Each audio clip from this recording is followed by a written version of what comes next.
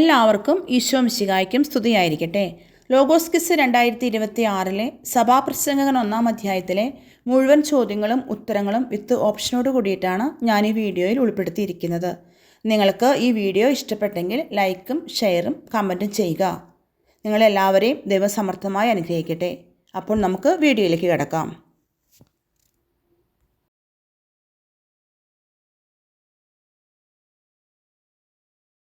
സഭാപ്രസംഗകൻ അധ്യായം 1. ഒന്നാമത്തെ ചോദ്യമാണ്, ബൈബിളിലെ എത്രാമത്തെ പുസ്തകമാണ് സഭാപ്രസംഗകൻ? 25, 24, 22, 26. ഉത്തരം 25. രണ്ടാമത്തെ ചോദ്യമാണ്, സഭാപ്രസംഗകൻ 1-ാം അധ്യായത്തിൽ എത്ര വാക്യങ്ങളുണ്ട്? 19, 20, 17, 18. ഉത്തരം 18. മൂന്നാമത്തെ ചോദ്യമാണ്, സഭാപ്രസംഗകൻ 1-ാം അധ്യായത്തിൽ എത്ര ശീർഷകങ്ങളുണ്ട്? 1, 4, 2, 5. ഉത്തരം 1.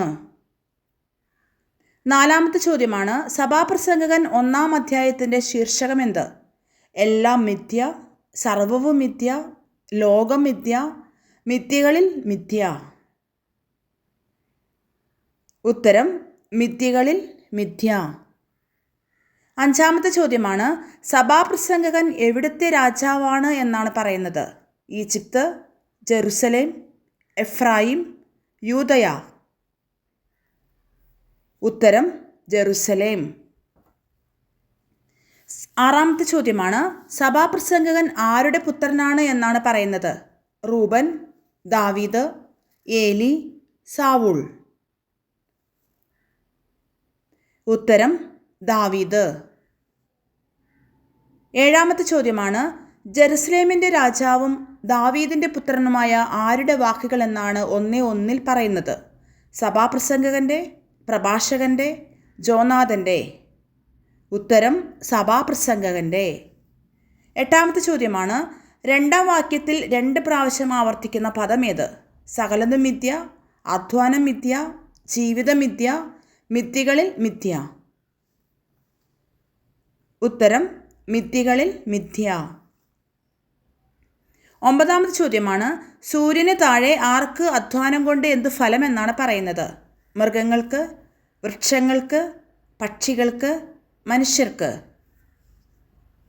ഉത്തരം മനുഷ്യർക്ക്. എന്തിനു താഴെ മനുഷ്യന് അധ്വാനം കൊണ്ട് എന്ത് ഫലം എന്നാണ് പറയുന്നത്? ആകാശത്തിന് താഴെ, സൂര്യന് താഴെ, മേഘങ്ങൾക്ക് താഴെ, ചന്ദ്രന് താഴെ.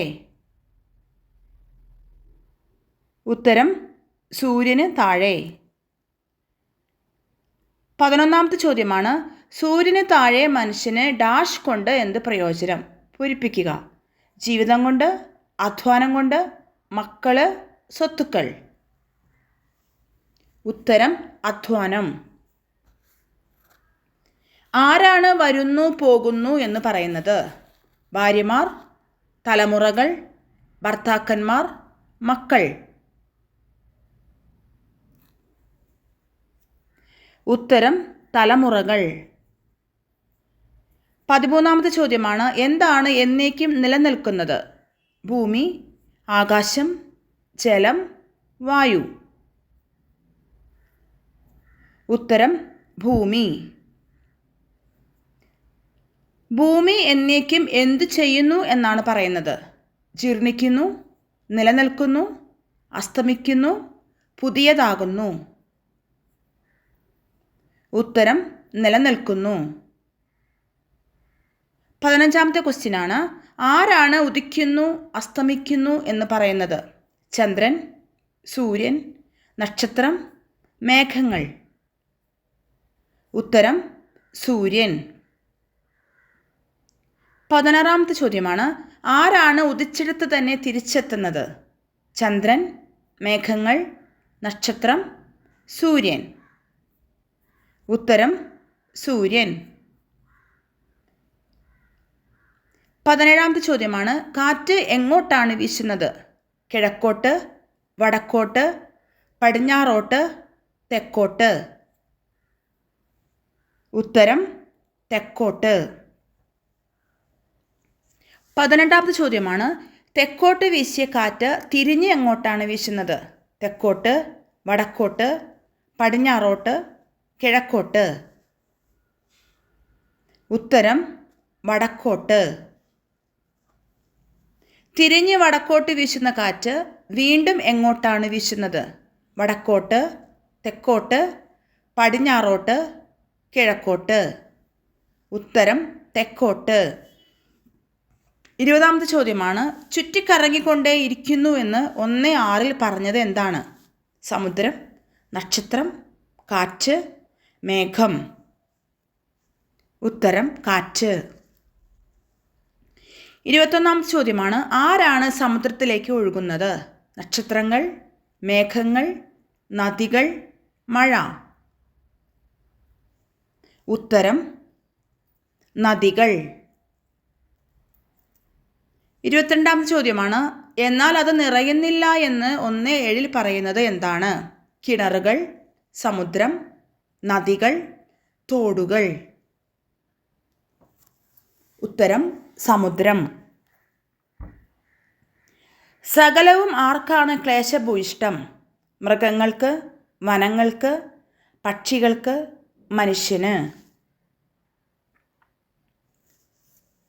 ഉത്തരം മനുഷ്യന്.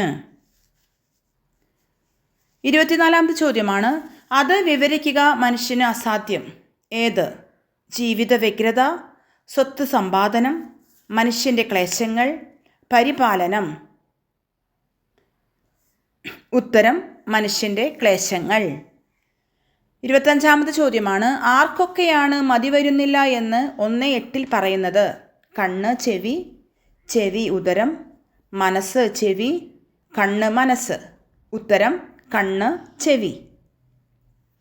26ാമത്തെ ചോദ്യമാണ്, എന്താണ് വീണ്ടും ഉണ്ടാകുന്നു എന്ന് 1:9 പറയുന്നത്? പുതിയത്, ഇല്ലാത്തത്, ഉണ്ടായത് തന്നെ, സസ്യങ്ങൾ? ഉത്തരം ഉണ്ടായത് തന്നെ. 27ാമത്തെ ചോദ്യമാണ്, എന്താണ് വീണ്ടും ചെയ്യുന്നു എന്ന് 1:9 പറയുന്നത്? ചെയ്യാത്തത്, പഴയത്, പുതിയത്, ചെയ്തത് തന്നെ? ഉത്തരം ചെയ്തത് തന്നെ. 28ാമത്തെ ചോദ്യമാണ്, ആരുടെ കീഴെയാണ് പുതുതായി ഒന്നുമില്ല എന്ന് 1:9 പറയുന്നത്? സൂര്യന് കീഴെ, ആകാശത്തിന് കീഴെ, മേഘങ്ങൾക്ക് കീഴെ, നക്ഷത്രങ്ങൾക്ക് കീഴെ? ഉത്തരം സൂര്യന് കീഴെ. 29ാമത്തെ ചോദ്യമാണ്, പുതിയത് എന്ന് പറയാൻ എന്തുണ്ട്? എന്തിനു മുമ്പ് തന്നെ അത് ഉണ്ടായിരുന്നു എന്നാണ് പറയുന്നത്? ആകാശത്തിന് മുമ്പേ, ഭൂമിക്ക് മുമ്പേ, യുഗങ്ങൾക്ക് മുമ്പേ, നക്ഷത്രങ്ങൾക്ക് മുമ്പേ? ഉത്തരം യുഗങ്ങൾക്ക് മുമ്പേ. 30ാമത്തെ ചോദ്യമാണ്, എന്താണ് ആരും ഓർക്കുന്നില്ല എന്ന് പറയുന്നത്? വരാനിരിക്കുന്നതൊന്നും, കഴിഞ്ഞതൊന്നും, പുതിയതൊന്നും, പഴയതൊന്നും? ഉത്തരം കഴിഞ്ഞതൊന്നും. 31ാമത്തെ ചോദ്യമാണ്, വരാനിരിക്കുന്നവയെ അവയ്ക്ക് ശേഷം ആരും ഓർക്കുന്നില്ല എന്നാണ് പറയുന്നത്? ജീവിച്ചിരിക്കുന്നവർ, മരിച്ചുപോയവർ, രോഗത്തിലായവർ, വരാനിരിക്കുന്നവർ? ഉത്തരം വരാനിരിക്കുന്നവർ. 32ാമത്തെ ചോദ്യമാണ്, സഭാപ്രസംഗകനായ ഞാൻ എന്ന് പരിചയപ്പെടുത്തുന്ന ആളാര്? സോളമൻ, ദാവീദ്, ഏലിയ, ഫിനെഹാസ്? ഉത്തരം സോളമൻ. 33ാമത്തെ ചോദ്യമാണ്, സഭാപ്രസംഗകനായ ഞാൻ ജെറുസലേമിൽ എവിടത്തെ രാജാവായിരുന്നു എന്നാണ് പറയുന്നത്? ഈജിപ്തിൻ്റെ, ഫിലിസ്ത്യരുടെ, ഇസ്രായേലിൻ്റെ, കനാന്യരുടെ? ഉത്തരം ഇസ്രായേലിൻ്റെ. എന്തിന് കീഴെ സംഭവിക്കുന്നതെല്ലാം ആരാഞ്ഞറിയാൻ ഞാൻ പരിശ്രമിച്ചു എന്നാണ് പറയുന്നത്? മേഘത്തിന് കീഴെ, ആകാശത്തിന് കീഴെ, സൂര്യന് കീഴെ, നക്ഷത്രങ്ങൾക്ക് കീഴെ? ഉത്തരം ആകാശത്തിന് കീഴെ. 35ാമത്തെ ചോദ്യമാണ്, ആകാശത്തിന് കീഴെ സംഭവിക്കുന്നതെല്ലാം എങ്ങനെ ആരാഞ്ഞറിയാൻ ഞാൻ പരിശ്രമിച്ചു എന്നാണ് പറയുന്നത്? ജ്ഞാനത്തോടെ, സ്നേഹത്തോടെ, വിവേകത്തോടെ, ആത്മാർത്ഥതയോടെ? ഉത്തരം ജ്ഞാനത്തോടെ. 36ാമത്തെ ചോദ്യമാണ്, എങ്ങനെ ചെയ്യാൻ ദൈവം മനുഷ്യനെ ഏൽപ്പിച്ച ജോലി എന്നാണ് പറയുന്നത്? ക്ലേശത്തോടെ, തീഷ്ണതയോടെ, ആവേശത്തോടെ, വ്യഗ്രതയോടെ. ഉത്തരം വ്യഗ്രതയോടെ. വ്യഗ്രതയോടെ ചെയ്യാൻ ദൈവം ആരെയാണ് ജോലി ഏൽപ്പിച്ചത്? മൃഗങ്ങളെ, സസ്യങ്ങളെ, പക്ഷികളെ, മനുഷ്യനെ? ഉത്തരം മനുഷ്യനെ. 38ാമത്തെ ചോദ്യമാണ്, വ്യഗ്രതയോടെ ചെയ്യാൻ ദൈവം മനുഷ്യനെ ഏൽപ്പിച്ച ജോലി എങ്ങനെയാണ് എന്നാണ് പറയുന്നത്? സന്തോഷകരമാണ്, പുതിയതാണ്, ക്ലേശകരമാണ്, പഴയതാണ്? ഉത്തരം ക്ലേശകരമാണ്. 39ാമത്തെ ചോദ്യമാണ്, എവിടെ നടക്കുന്ന എല്ലാ പ്രവൃത്തികളും ഞാൻ വീക്ഷിച്ചു എന്നാണ് പറയുന്നത്? സൂര്യന് കീഴെ, ആകാശത്തിന് കീഴെ, മേഘങ്ങൾക്ക് കീഴെ, നക്ഷത്രങ്ങൾക്ക് കീഴെ? ഉത്തരം സൂര്യന് കീഴെ. 40ാമത്തെ ചോദ്യമാണ്, സൂര്യന് കീഴെ നടക്കുന്ന എല്ലാ പ്രവൃത്തികളും ഞാൻ എന്തു ചെയ്തു എന്നാണ് പറയുന്നത്? വീക്ഷിച്ചു, സൂക്ഷിച്ചു, നിരീക്ഷിച്ചു, ചെയ്തു? ഉത്തരം വീക്ഷിച്ചു.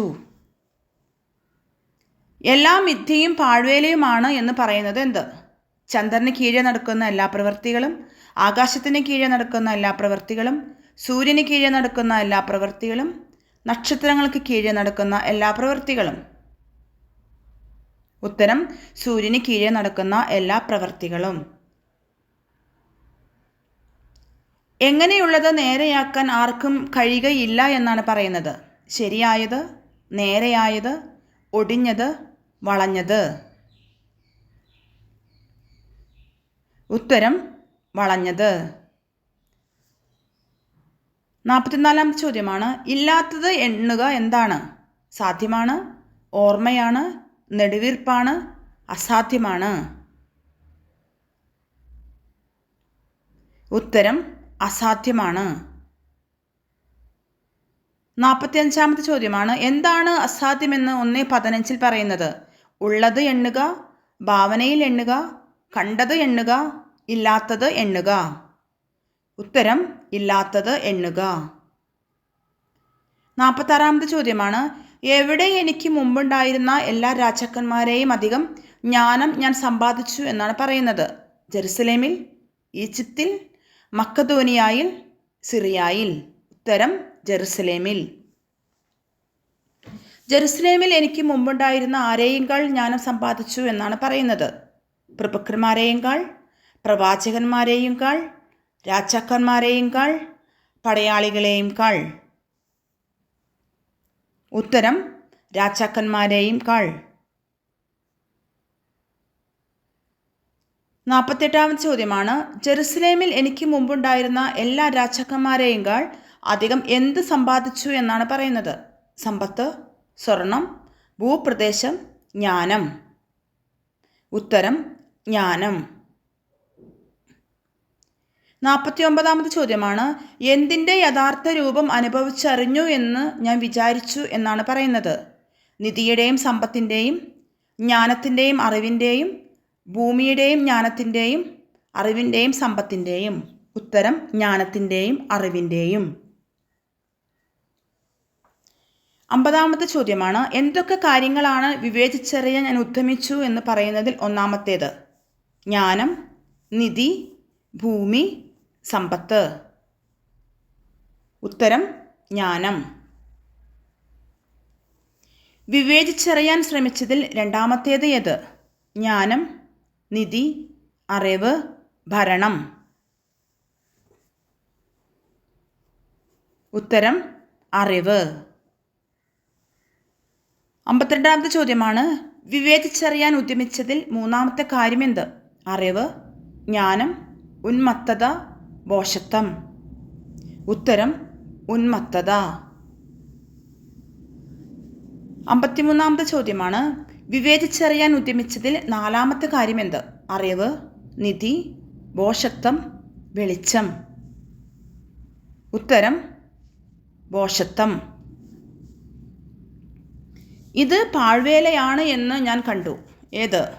കണ്ടെത്തിയ കാര്യങ്ങൾ, നിരീക്ഷിച്ച കാര്യങ്ങൾ, കേട്ട കാര്യങ്ങൾ, വിവേചിച്ചറിയാൻ ഉദ്യമിച്ച കാര്യങ്ങൾ?